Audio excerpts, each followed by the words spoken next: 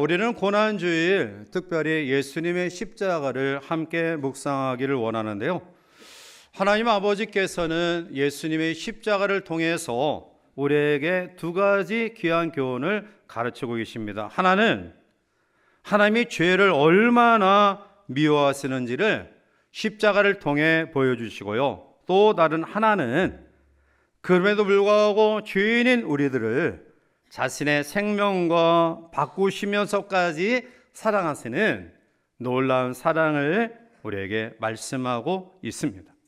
그러므로 고난주일 예수님의 십자가를 묵상하는 저 여러분들의 마음속에 우리는 적어도 우리가 죄와 죄인에 대하여 어떻게 반응해야 되는가를 다시 한번 깊이 묵상해야 합니다.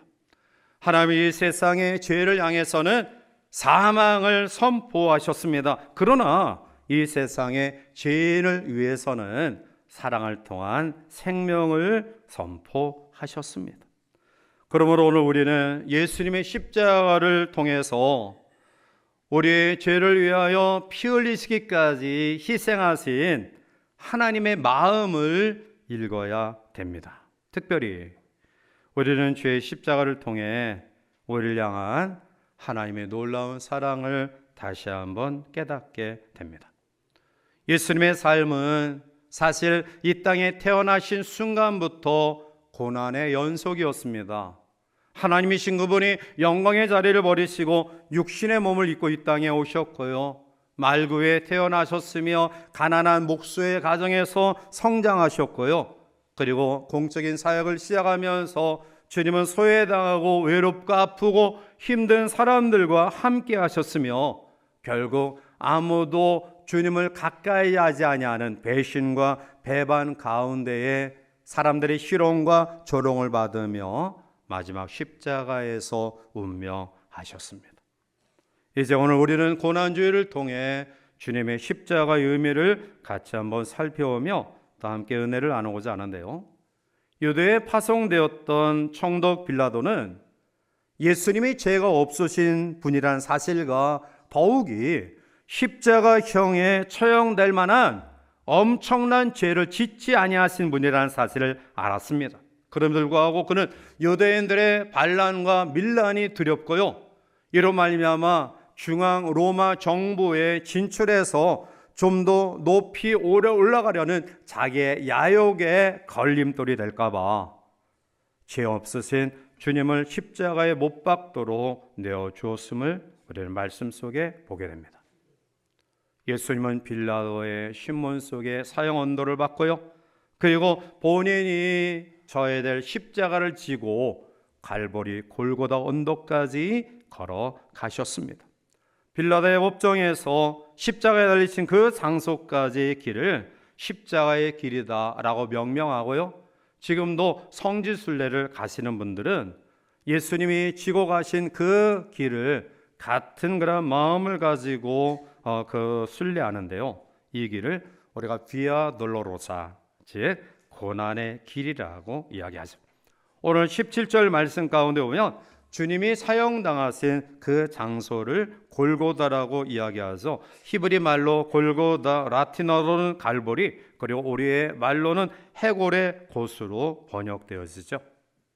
자, 예수님이 십자가에 처형당하신 그곳을 해골의 곳, 골고다, 갈보리라고 명명한 이유는 두 가지 이유가 있다고 하는데요. 하나는 그 장소가 사형을 시키는 형장이었기 때문에 많은 사람들의 해골이 그곳에 있었기 때문에 해골의 곳이다. 두 번째는 예수님이 십자가에 달리신 그 장소가 예루살렘 성 밖에 있었는데요. 이제 거기를 바라볼 때 그 동산 모양이 해골의 모양처럼 보이기 때문에 골고다, 갈보리, 해골의 곳으로 명명했다라고 이야기합니다. 아무튼 간에 예수님은 십자가를 지시고 그곳까지 올라가셔서 거기에서 운명하셨습니다. 이제 오늘 우리는 갈보리, 골고다 십자가를 묵상하며 주님이 친히 지신 이 십자가의 의미가 오늘 우리에게 어떻게 다가와야 되는지 말씀 속에 크신 은혜를 경험하며 또 결단하는 복된 시간이 되기를 원합니다. 먼저 주님의 십자가는 속죄가 성취된 십자가입니다. 하나님의 속성을 우리가 두 가지로 이야기할 수 있죠. 하나님은 사랑의 하나님이시고요, 또 하나님은 공의의 하나님이십니다. 최초 인간인 아담이 하나님의 명령에 불순종함으로 죄인이 되었고요, 결국 인간은 사망의 죽음 가운데 헤어날 수 없게 되었습니다. 그래서 성경은 죄의 삭은 사망이라고 이야기합니다. 죄를 지었으면 반드시 죄값을 치러야 됩니다. 그래서 죄를 다른 말로 빚이다라고 표현하죠. 빚진 채무자가 채권자에게 반드시 빚을 갚아야 되는 것처럼 죄인된 인간은 채권자에게 만족할 수 있을 정도로 죄의 값을 책임져야 됩니다. 우리는 보통 하나님이 사랑의 하나님이시다라는 사실을 강조하다 보니까 하나님은 죄에 대한 벌도 심판도 외면하시고, 그리고 그가 용서하면 됐지라는 생각을 가지게 되는데요, 이것은 지극히 잘못된 생각입니다. 하나님의 사랑이시기 때문에, 또 하나님은 우리에게 인자와 긍휼을 베푸시는 그런 분이시기 때문에 오히려 공의로우시고요, 공평하게 법을 집행하시는 분이라는 사실을 우리는 알아야 됩니다. 그래서 인간을 바라볼 때마다 한 사람도 구원받을 수 없음을 주님은 아셨고요, 로마서 3장 10절에 바울은 이러한 상황을 기록된 바 의인은 없나니 하나도 없으며라고 절규하고 있는 것입니다. 자, 파괴된 모습으로 이 땅에 태어나 원죄와 자범죄로 이지러진 모습을 가지고 철저하게 파괴된 성품으로 살아가는 우리들. 그런데 여러분, 하나님은 우리의 모든 것을 책임져 주시는 분이셔요. 하나님 우리를 하나님의 형상대로 만드셨고요, 그리고 죄악된 우리를 그대로 내버려 두지 아니하시고 모든 일에 전적으로 책임져 주십니다. 마치 부모가 자녀를 낳고 낳은 것으로 부모의 역할이 끝난 것이 아니라 자녀를 낳고 기르는 과정 속에 온갖 문제를 부모님이 담당하십니다. 혹시 우리 자녀가 잘못했던 모습들까지도 부모님은 내 책임이야 라는 그러한 마음을 가지고 자녀들의 잘못된 부분까지 책임지는 모습을 가지죠. 마찬가지로 하나님의 형상대로 지음받은 인간이 범죄하자 하나님은 그것까지 책임져 지시기로 결심하십니다. 그래서 친히 하나님 되신 그분이 육신의 몸을 입고 이 땅에 오시기로 계획하신 것입니다. 세례 요한은 요한복음 1장 29절에 이튿날 요한이 예수께서 자기에게 나오심을 보고 이르되 보라 세상 죄를 지고 가는 하나님의 어린 양이로다 라고 말하죠. 결국 십자가 위에서 어린 양 희생 제물이 되신 예수 그리스도를 통해서 우리는 모든 죄에서 깨끗함을 받았음을 확신하시기 바랍니다. 이 사실을 요한은 요한계시록 1장 5절에 이렇게 우리에게 말합니다. 또 충성된 증인으로 죽은 자들 가운데서 먼저 나시고 땅의 임금들의 머리가 되신 예수 그리스도로 말미암아 은혜와 평강이 너에게 있기를 원하노라. 우리를 사랑하사 그의 피로 우리 죄에서 우리를 해방하시고 아멘. 죄인된 우리를 위해서 십자가에 달려 돌아가심으로 우리를 죄에서 해방시켜 주셨다라고, 모든 죄에서 우리를 깨끗게 하셨다라고 성경은 이야기합니다. 오늘 우리가 살아가면서 우리를 짓누르고 있는 가장 무거운 두 가지 짐 가운데 하나가 죄에 대한 문제예요. 앞서간 많은 성현들, 많은 종교의 창시자들도 우리에게 선한 삶 그리고 윤리적인 도덕적인 삶은 이야기했지만 근본적으로 인간이 경험하고 있는 죄의 문제에 대해 해결책을 제시한 성현, 종교 창시자 아무도 없었습니다. 그런데 오늘 예수 그리스도가 어린 양 되어 이 땅에 오셔 친히 제물 되어 주심으로 말미암아 우리의 죄 문제를 해결해 주셨음을 말씀하고 있습니다. 독일의 어느 교회에 있었던 일인데요, 그 교회 정문에는 어린 양 조각이 새겨져 있다고 합니다. 이 조각이 새겨진 배경은 오래전에 그 교회가 낡아서 이제 수리를 하는 과정 속에 천정 꼭대기에 올라가 수리하던 기술자가 그만 실수해서 지붕 바깥으로 떨어지게 되었는데요. 공교롭게 이 교회는 초원에 지어진 교회고 주 주변에 많은 양들이 풀을 뜯고 있었는데요. 그런데 공교롭게 이 기술자가 어린 양 위에 떨어져 어린 양은 즉사하고 대신 기술자가 살아났습니다. 그래서 이것을 기억하기 위해 특히 예수 그리스도가 어린 양으로 희생제물 되어 우리를 구원하신 이 사건과 함께 더불어 어린 양 조각을 세워서 그것을 기리고 늘 기억한다고 합니다. 그렇습니다.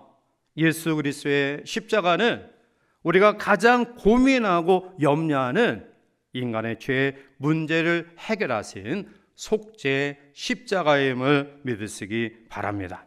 두 번째로 주님의 십자가는 구원을 성취한 십자가입니다.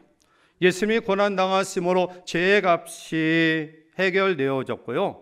그리고 하나님의 공의가 이루어진 것이죠.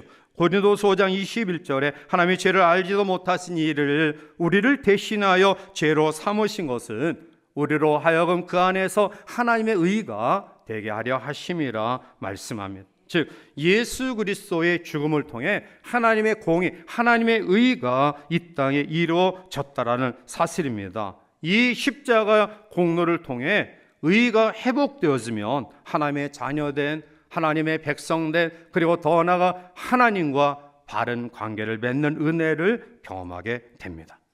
주님은 십자가상에서 마지막 운명하실 때 7마디 말씀하셨는데요. 그 가운데 하나가 아버지 저들의 죄를 용서하여 주시옵소서 저들이 행하는 것을 알지 못합니다라고 사죄의 기도를 드렸습니다. 그 이유는 죄를 해결하지 아니하고는 하나님의 자녀가 될 수 없고요. 하나님과의 관계가 이어질 수 없고요. 구원의 반열에 세워질 수 없기에 주님은 그렇게 기도하신 것입니다.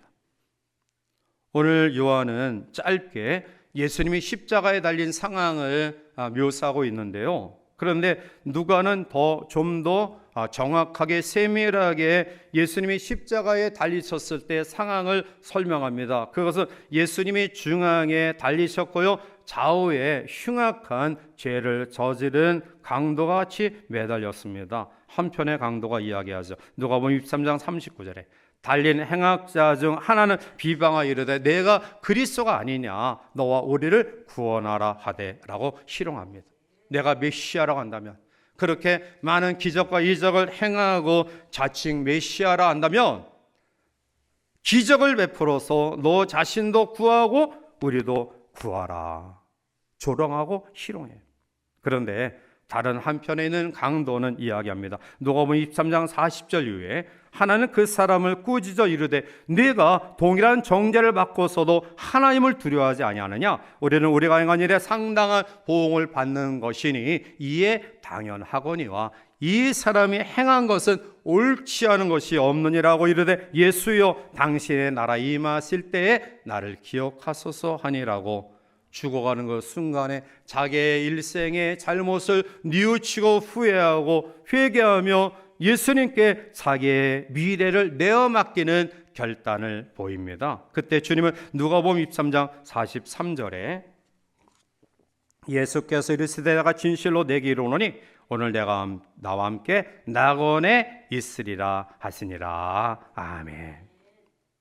예수님의 십자가는 우리의 두 번째 가장 무거운 중압감과 그리고 짐으로 다가오는 죽음의 문제를 해결하시고 영원한 생명의 놀라운 역사를 성취하셨습니다. 우리가 두려워하는 것 죽음의 문제 아닌가요? 인간이 부닥치는 한계 상황 역시 죽음의 상황일 것입니다. 그래서 우리는 어떻게 하면 죽지 않을까? 어떻게 하면 좀 더 오래 살 수 있을까? 어떻게 하면 우리가 죽음 이후의 문제를 해결할 수 있을까라는 문제를 가지고 살아가는데요. 그런데 주님의 십자가 사건은 인생의 죽음이 끝이 아니다. 죽음과 연결되는 영원한 세계가 있으며 그리고 그 놀라운 세계를 예수 그리스도가 십자가의 죽음을 통해 우리에게 이루어 주셨음을 선포하는 사건입니다. 그러므로 오늘 이 아침 우리들 마음속에 우리를 두렵게 하고 힘들게 하는 그러한 죽음의 문제가 우리 가운데 있다 할지라도 우리는 잠시 지나가는 나그네 인생 여정이며 참된 안식과 기쁨과 희력이 있는 영원한 나라에 들어가 영원히 거할 것이라는 소망으로 예수 그리스도의 십자가를 향한 뜨거운 감사가 우리 가운데 있기를 원합니다. 마지막 세 번째로 주님의 십자가는 승리가 성취된 십자가입니다. 주님은 십자가에 오전 9시에 달리셔서 오후 3시에 운명하셨습니다. 6시간 동안 십자가 위에서 가진 고통을 경험하셨는데요. 오늘 요한복음 19장 30절 말씀 가운데 오면 주님이 마지막 최후에 하신 말씀을 이렇게 소개하고 있죠. 예수께서 신 포도주를 받으신 후에 이르시되 다 이루었다 하시고 머리를 숙이니 영원히 떠나가시니라. 주님은 7가지 가상 7원 가운데 제일 마지막 말씀이 다 이루었다라는 말씀이에요. 오늘 마태나 마가는 예수님의 마지막 상황을 소리 지르시고 운명하셨다라고 표현하고 있지 요한처럼 구체적으로 이야기하지 않아요. 요한은 어떻게 표현합니까? 다 이루었다 하시고 운명하셨다라고 이야기해요. 다른 제자들은 멀찍이 군중 속에 숨어서 그래도 양심이 있으니까 자기의 마음속에 고통당하신 예수님을 바라보며 눈물을 흘리며 멀찌감치 주님을 따라가고 있었을 거예요. 그런데 요한은 담대하게 십자가에 못 박히는 예수님의 지척에 육신의 어머니 마리아, 막달라 마리아, 그리고 요한나와 함께 핏방울이 뚝뚝 떨어지는 그 현장 속에 함께 하셨고요. 그리고 신음하시는 주의 음성을 듣게 되었습니다. 여러분, 6시간 동안 진액이 빠지며 온갖 고통과 아픔 속에 있었던 주님이 소리 지르면 얼마나 크게 소리 지르셨을까요? 제가 평생 경험하지 못했던 감기, 몸살, 독감 3주간의 정말 어려운 시간을 지냈고요. 여러분들이 기도와 관심 속에 이제 다 났어요. 그런데요, 고열, 또 목이 쩍쩍 마르니까 먹기도 귀찮고요, 말하기도 귀찮다. 말이 안 나. 입이 딱 말라 있으니까. 그런데 예수님은 그 6시간 온갖 진액을 다 쏟고 받지 말아야 될 희롱과 조롱을 받으시면서 얼마나 힘이 들었을까요? 그런데 그 한마디가 놀라운 역사를 갖고 있는 말씀이에요. 우리들의 생활 가운데 어떤 말은 사람을 움직이고요, 역사를 뒤흔들 만한 굉장한 위력을 가진 그러한 말들이 있어요. 마틴 루터가 종교개혁을 일으켰을 때 그는 오직 의인은 믿음으로 말미암아 살리라. 중세의 의식과 형식, 외식에 타락한 중세 암흑 시대를 아니다, 오직 성도는, 하나님의 사람은 믿음으로 살 것이다 라는 이 말을 가지고 나아갔을 때에 중세의 어두운 암흑이 물러갔습니다. 링컨이 민주주의에 대한 정의를 국민에 의한, 국민을 위한 국민의 정치라는 이 선포 속에 북미가 진정 자유주의 국가로 세워지기 시작합니다. 말 한마디 이렇게 힘이 있는 겁니다. 제가 어렸을 때에 일어나면서 익숙하게 늘 들었던 음악이 있어요. 그것은 뭐냐면 잘 살아보세, 잘 살아보세, 우리도 함께 잘 살아보세. 여러분, 박정희 대통령에 대한 공과가 있겠지만 그러나 그분은 가난에 찌들은 백성과 이 나라를 보면서 어떻게 이 굶주린 백성을 먹을 걱정하지 아니하고 지금 잘 살게 해볼 수 있을까 한이 맺혔어요. 그래서 잘 살아보세, 새마을 운동을 일으켰고요. 한국은 세계가 깜짝 놀랄 만한 한강의 기적을 이루게 되었어요. 말 한마디의 위력이 이렇게 커요. 그런데 주님의 이 외침, 오늘 성경은 다 이루었다 두 마디로 우리에게 번역되어 있지만 헬라어 본문에서는 테텔레스타이, 다 이루었다 한마디예요.